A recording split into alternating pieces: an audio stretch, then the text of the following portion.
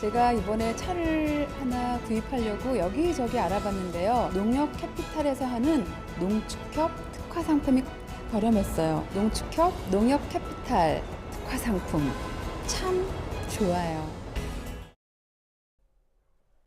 여러분 안녕하십니까? NBS 뉴스 24입니다.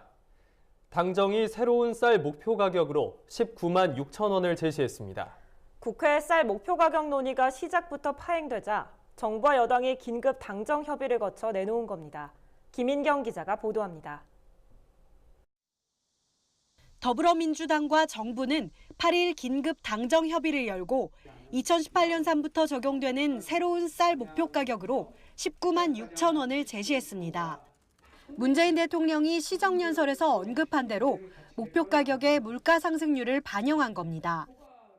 쌀 목표 가격 정부안은 법 개정 지연으로 인해 현행 법령에 따라 제출할 수밖에 없었지만 국회에서 더불어민주당 주도로 물가 상승률 등을 반영하여 목표 가격을 19만 6천 원으로 인상하겠습니다.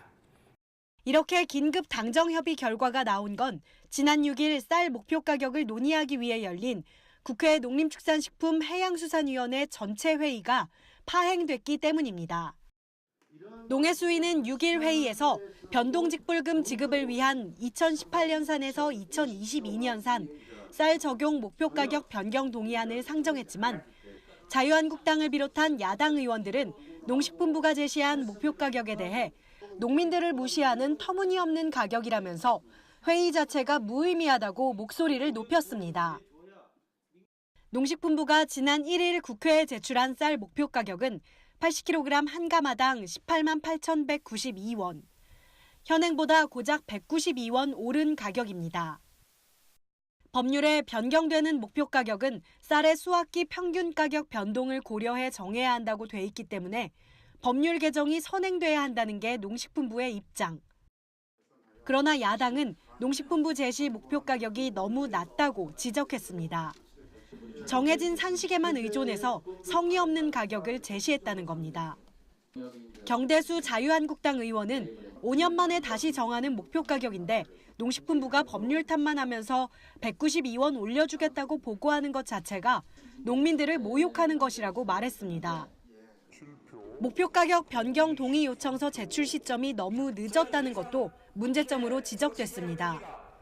어차피 목표 가격이 기존 산식에 의해 나올 수밖에 없었다면 보다 일찍 제출해서 대응 방안을 함께 고민했어야 했다는 겁니다.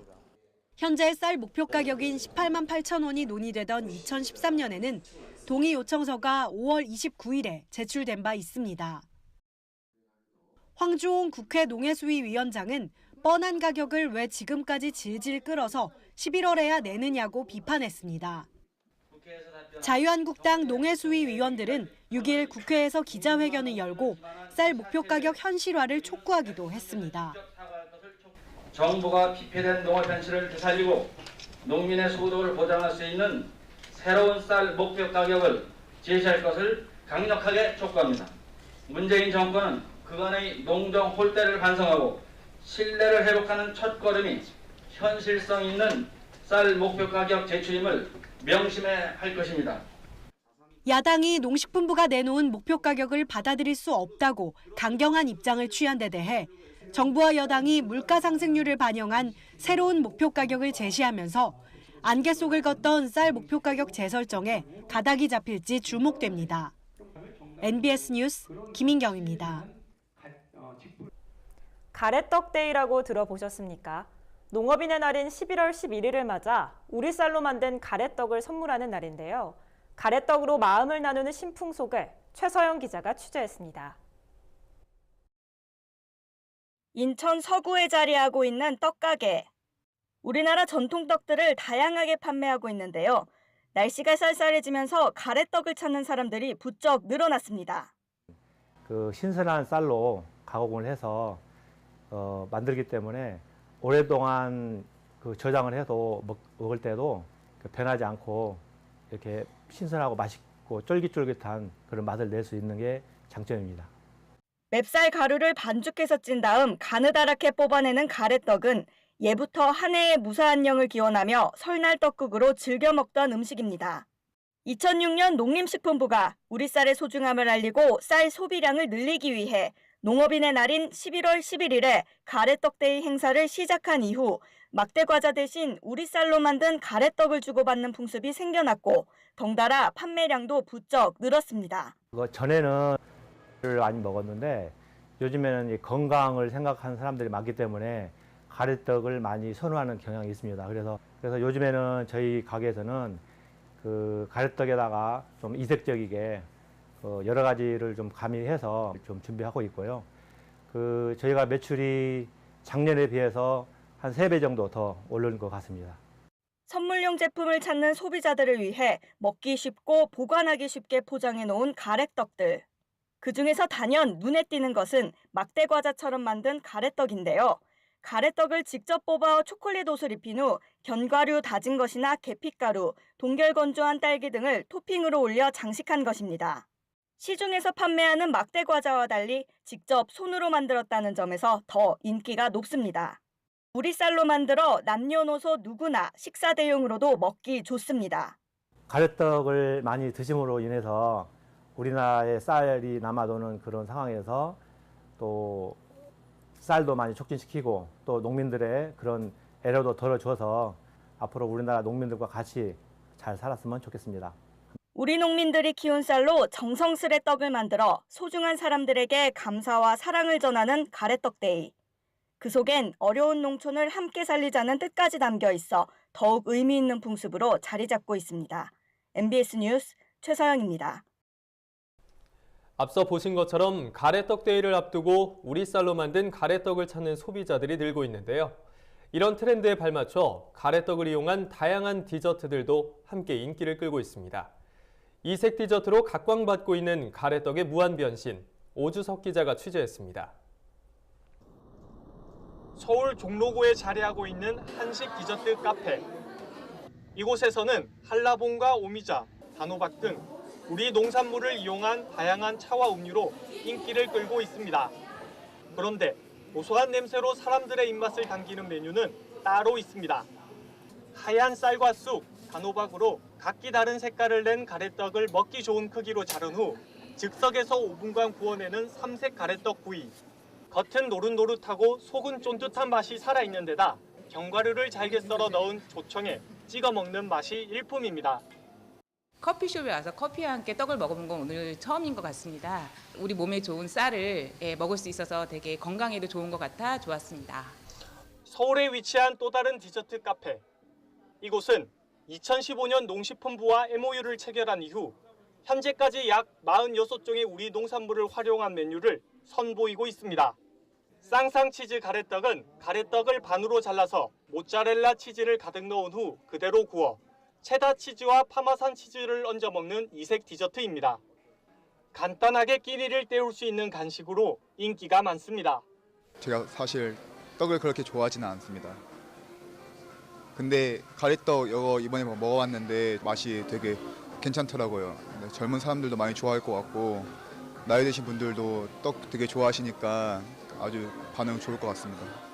특히 가래떡은 그냥 먹어도 맛있지만 어떤 식재료를 더하고 어떻게 조리하느냐에 따라 다양한 맛과 식감을 낼 수 있는 장점이 있습니다. 가래떡을 떡볶이 떡처럼 가늘게 뽑아서 인절미, 계피가루 등에 묻혀 먹는 가래떡 추로스와 한 입 크기로 썰은 가래떡에 꿀과 호두, 땅콩 등 갖가지 견과류를 듬뿍 넣어 버무린 후 계피가루를 뿌린 가래떡 버무리까지. 가래떡을 활용한 다양한 디저트들이 인기를 끌면서 어르신들에게 향수를, 젊은이들에겐 우리 쌀의 건강한 맛을 선사하고 있습니다. 우리 쌀로 만든 바로 이런 가래떡이야말로 우리들의 입맛에 가장 잘 맞는 그런 간식이라고 생각이 들고요. 앞으로 토종 카페 브랜드로서 우리 쌀 활용한 메뉴 개발들을 열심히 해서 쌀 소비 촉진을 위해서 더 노력할 것입니다. 가래떡이 명절 음식이라는 꼬리표를 떼고 이색 디저트로 각광받기 시작하면서 쌀 소비 촉진에도 긍정적인 효과를 줄 것으로 기대됩니다. MBS 뉴스 오주석입니다.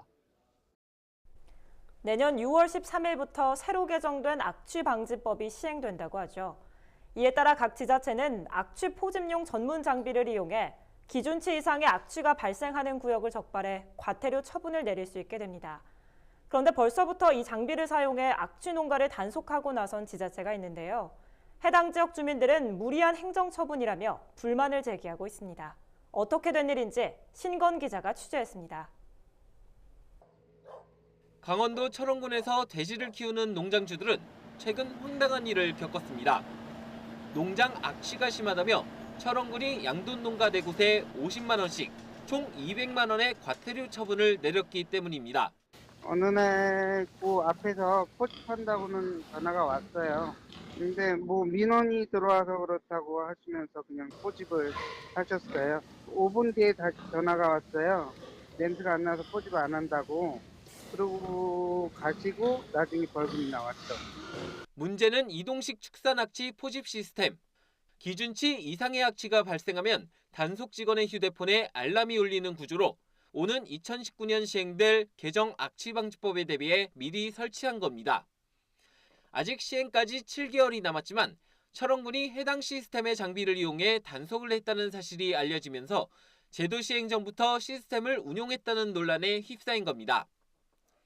현행법에서 악취 검사를 하려면 농장주의 동의를 구해야 하고 일주일간 포집기로 시료를 채취해야 하지만 이번 단속은 이러한 동의 없이 일방적으로 이뤄져 농민들은 분통을 터뜨리고 있습니다. 또 한 지점에서 인근 4개 농장의 악취를 동시에 측정한 것이라 단속의 신뢰성에도 의문이 제기됩니다. 포집하는 근처 옆에는 돼지가 없는 don사예요 지금. 근데 냄새가 거진 안 날 텐데 난다고 해서 벌금을 냈더라고요. 그 앞에 개농장도 있고 옆에 소농장도 있고 농장들이 많은데 우리만 벌금을 맞은 것 같아서 기분이 안 좋죠, 아무래도. 이에 대해 철원군 관계자는 직원들이 직접 현장에 나가 포집을 한 것이기에 문제가 없다는 입장입니다. 원격으로 포집이 되는 장비인데 실제로는 저희가 직접 사람이 가서 수동으로 현장에서 수동으로 포집을 했기 때문에 그거는 문제가 없어요. 그러나 도입 예정인 시스템을 이용해 단속을 한 만큼 지자체가 무리하게 행정처분을 한 것이 아니냐는 지적을 받고 있습니다. MBS 뉴스 신건희입니다. 최근 열린 농촌 융복합 산업 우수사례 경진대회에서 농업회사법인인 로컬랜드가 경영체 부문 대상을 받았습니다. 이곳은 지역의 자랑인 포도를 앞세워 다양한 가공품과 체험거리를 제공하면서 연매출을 5억 원 이상 기록해 높은 점수를 받았는데요. 농업농촌의 6차 산업화를 성공적으로 이끌어 나가고 있는 그 현장을 최다혜 기자가 취재했습니다. 전북 김제 백구면에 위치한 로컬랜드. 이곳은 120농가가 주주로 참여하고 있는 6차 산업 경영체로 대한민국 제1호 포도명인 이대훈 씨가 운영하고 있습니다. 로컬랜드의 핵심 콘텐츠는 세계 30개국 120개 포도 품종이 한 곳에 모인 포도박물관. 대한민국에서 유일무이한 곳입니다. 여름 성수기인 7, 8월에 이곳 포도박물관에서 포도의 역사를 들으며 포도밭 모기장 캠핑 체험을 할 수 있습니다. 포도 와인 생산 시설은 6차 산업 사업 중 한 부분. 최고 품질의 와인은 가장 좋은 포도를 사용해야 생산할 수 있다고 전합니다. 생산이 프로가 돼야만이 2차 가공품이 좋게 나올 수 있고 3차 유통이 이루어지는 구조가 바로 이 6차 산업의 개념인데 생산을 소홀히 하다 보니까 가공품도 좋게 나올 수 없고 유통이 되지 않는 구조죠. 집집마다 독특한 술을 만들어내기 때문에 그러는 거죠. 예, 그게 굉장히 중요합니다. 이게 느리지만 정말 단단하게 가야 됩니다. 생산의 프로가 되어서 그 생산에 프로된 제품, 좋은 제품으로 가공을 했을 때 좋은 완성품이 나오는 거죠. 이게 바로 6차 산업인 것입니다. 자극적인 맛에 익숙한 도시민들에게 우리 농산물로 만든 점심 한 끼는 맛과 영양까지 생각하는 일석이조. 복잡한 도시를 떠나 자연을 느낄 수 있도록 와인 가공 체험장과 황토방 체험 등 다양한 활동도 경험할 수 있습니다. 너무 좋아요. 시원하고 아주 좋아. 시원하고 맛있어요. 달고. 백구포도 유명하잖아요. 햇볕에. 이렇게 지역민들과 함께 1차 포도 생산, 2차 가공식품 판매뿐 아니라 체험, 체류형 공간까지 마련.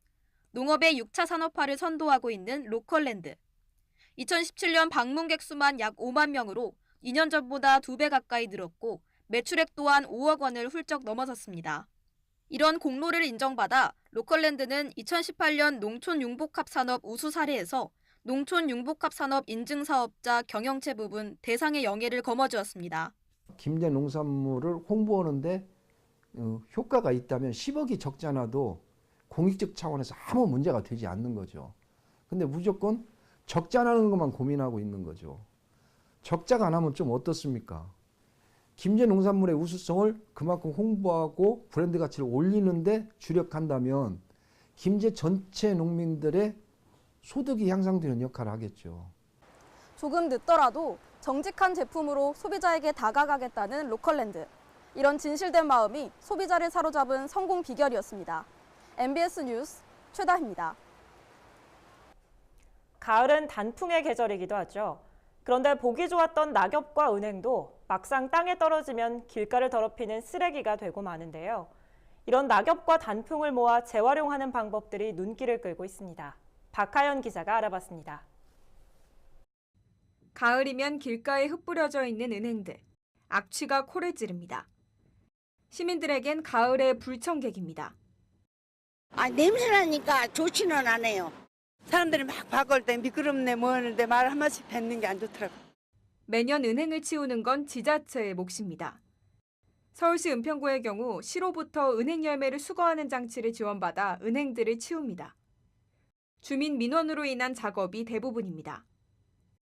최근에 9월 초부터 현재까지 저희들이 신고받아서 은행딴 것만 그릇을 따지자면 한 60개 정도 됩니다. 한 번 딸 때마다 5부대씩 나오고 있습니다. 은평구는 올해 나무 880주를 털어내는데 1,000만 원이 들었으니 골칫덩어리인 셈. 하지만 쓰임도 있습니다. 음식 재료로도 쓰이는 은행. 털어낸 은행 중 쓸만한 것을 골라 매년 마을 경로당에 제공합니다. 늦가을 무렵 거리에 쌓이는 낙엽도 재활용되고 있습니다. 일부 지자체들은 떨어진 낙엽을 수거해 쓰레기를 분리한 후 인근 농가에 퇴비로 제공합니다. 농가에는 소중한 거름이 됩니다. 농장주분들이 퇴비로 쓰기 때문에 친환경적인 재활용이라고 그러잖아요. 저희 구청에서도 민간이 다 제공하는 것 때문에 예산 저감이 좀 있는 거죠. 3천만 원 정도 저감했습니다, 작년에. 쓰레기로만 치부됐던 은행과 낙엽, 그 무한한 변신은 현재 진행형입니다. 헬로티비 뉴스 박하연입니다. 다음은 지역 뉴스입니다. 지난달 31일부터 나흘간 천안 삼거리 공원에서 열린 국제 농기계 자재 박람회가 역대 최다 관람객을 기록하고 막을 내렸습니다. 이번 박람회에는 외국인 5천여 명을 비롯해 모두 29만여 명이 박람회장을 찾은 것으로 나타났습니다. 행사에 앞서 전시업체 참가 신청이 접수 시작 4분 만에 마감됐으며 박람회 기간 동안 6,540여 건, 3,100억 원가량의 계약과 상담이 이뤄진 것으로 추산됐습니다. 태안 천리포수목원이 농업의 중요성을 되새기기 위한 자연 생태 교육의 일환으로 전통 추수 체험을 진행했습니다. 천리포수목원 오리농장에서 진행된 이번 행사에는 모항초등학교 학생들을 비롯해 수목원 전문가 교육과정 교육생 등이 참여해 낫으로 벼를 베는 전통 방식의 추수를 체험했습니다. 또한 전통 탈곡기인 호롱기를 이용한 탈곡 체험과 떡매치기 후 인절미를 만들어 먹는 체험도 함께 진행됐습니다. 체험이 진행된 오리농장은 지난 5월 모항초등학교 학생들이 직접 모내기를 했던 곳으로 10여 종류의 다양한 벼가 어우러져 피아노 건반 모양을 나타내는 것이 특징입니다. 전북도가 내년에 노인 일자리 사업을 확대합니다. 올해보다 만여 명을 늘린 4149명의 노인이 참여하도록 한다는 계획인데 시장형과 인력 파견형 등으로 구분해 일자리를 제공합니다. 특히 도내 어린이집에 노인 일자리 2,800여 개를 연계하며 지역 아동센터 등 사회복지시설에 1,000개의 일자리를 확보한다는 계획입니다. 세종시에서 발생한 화목보일러 화재 3건 중 2건 이상이 부주의로 인한 것으로 나타났습니다. 세종소방본부가 지난 2015년부터 지난달 말까지 화목보일러로 인한 화재 발생 현황을 조사한 결과 모두 33건의 화재가 발생했으며 이 가운데 69%에 달하는 23건이 부주의로 인한 화재였습니다. 소방본부는 날씨가 점차 추워지면서 화목보일러 사용이 늘 것으로 보고 다음 달 21일까지 세종시 관내 729곳의 화목보일러 사용주택을 대상으로 안전 지도 점검을 실시할 계획이라고 밝혔습니다. 우리 사회의 가장 중요한 이슈가 바로 건강, 그리고 건강한 먹거리라고 할 수 있겠죠. 우리 손으로 직접 가꾼 우리 농산물이 으뜸 건강식이라고 할 수 있는데요. 하지만 어떤 농산물이 우리 몸에 어떻게 좋은지 잘 모르고 먹을 때가 많습니다. 네, 그래서 앞으로 뉴스24에서는 건강 톡톡, 알고 먹는 우리 농산물 코너를 통해 우리 농산물의 숨은 건강 효능에 대해서 알려드리려고 합니다. 오늘은 첫 시간으로 김하영 기자와 함께합니다. 안녕하세요. 안녕하세요. 안녕하세요. 네, 오늘은 어떤 질환에 좋은 농산물 소개해 주실 건가요? 네, 요즘 일교차가 큰 날씨가 계속되면서 코감기와 목감기에 걸린 분들 많으시죠? 미세먼지가 극성을 부리고 대기까지 건조해지면서 기관지 질환에 대한 우려가 커지고 있습니다. 특히 매년 이맘때 극성을 부리는 질환이 있는데요. 감기와 착각하기 쉬워서 적절한 치료 시기를 놓치기 쉬운 알레르기성 비염에 대해서 먼저 알아봤습니다. 요즘 같은 환절기에 비염이 심해지는 이유가 있을까요? 요즘 같은 환절기에 비염이 심해지는 이유는 두 가지가 있는데, 첫 번째는 이제 우리가 환절기다 보니까 아침 저녁 온도 차이가 심하다 보니까 그것으로 인해서 면역력이 떨어지기 때문에 코에 염증이나 이런 게 잘 생기는 게 하나 있고요. 가을철에는 뭐 잡초라든지 이런 꽃가루라든지 그것 때문에 생기는 비염이 있기 때문에 일반적인 비염이 걸릴 경우에는 감기 증상까지 콧물도 나고 코도 막히고 기침도 나고 그다음에 재채기도 나고 열도 날 수가 있지만, 알레르기 비염 같은 경우에는 합병증이 없는 경우에는 그냥 열이라든지 뭐 기침은 없고 콧물이 나면서 코가 뒤로 넘어가거나 코가 막히는 증상이 잘 생깁니다. 그러니까 면역력이 약한 고령인 분들 같은 경우에는 그 면역력이 약하기 때문에 비염에 2차 감염이 생겨서 균이 들어간 것이 바로 다른 부분으로 가게 되면 폐렴이라든지 다른 심장에 이상이 생길 수가 있기 때문에 그만큼 더욱 좋지가 않습니다. 또 생활 속에서 관리할 수 있는 노하우가 있을까요? 적절한 치료법은 일단 알레르기 비염 같은 경우는 원인을 찾는 게 되게 중요해요. 저희가 온도라든지 습도, 아까 얘기했지만 꽃가루라든지 음식이라든지 아니면 뭐 찐득이라든지 이런 알레르기를 검사를 해서 그 원인이 뭔가를 찾는 게 첫 번째 중요하고요. 그다음에 면역력을 올려주기 위해서는 우리가 물을 잘 먹고 잠을 푹 자고 많이 막히거나 콧물이 너무 심할 때는 생리식이면서로 청소를 해주는 게 굉장히 중요합니다. 네, 화면을 보니까 비염을 단순히 코 막히는 정도로만 생각하면 안 되는 거였군요. 네, 특히 비염은 치료도 중요하지만 예방도 무척 중요합니다. 우리 농산물 가운데 비염 예방에 효과적인 과일이 있습니다. 바로 제철 배입니다. 배는 우리나라에서 열리는 주요 6대 과일 중 하나인데요. 황금빛의 큼지막한 배들이 출하를 앞두고 있습니다. 9월 한 중순부터 10월 중순까지 이렇게 수확을 하고 있습니다. 제철배는 예로부터 해열과 염증 완화 작용이 탁월한 것으로 알려져 있죠. 배 속에는 우리 루테올린 성분이라는 사포닌 성분이 있는데, 특히 사포닌 성분하고 루테올린 성분은 우리 몸속에서 감기나 비염 치료나 예방에 도움이 많이 되고요. 또 팩틴이라는 성분이 있는데 우리 몸속에 면역력도 많이 올려줍니다.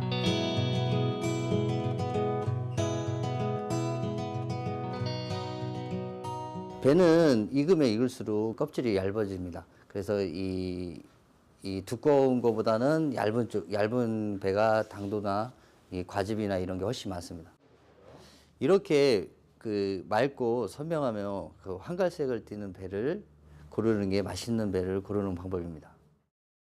네, 사실 제철배는 그냥 먹어도 맛있는데요. 더 맛있게 먹는 방법이 있을까요? 배를 강판에 갈아 꿀을 섞어 찜통에 찐 후 그 즙을 마시면 비타민이 풍부해 호흡기 염증 치료에 많은 도움이 된다고 하고요. 또 수세미에 배를 함께 달이면 수세미 특유의 맛을 부드럽게 잡아주면서 달콤하고 시원한 배 특유의 맛도 살아나서 궁합이 더욱 좋다고 하니 꼭 기억하세요. 네, 그렇군요. 김하영 기자 오늘 설명 잘 들었습니다.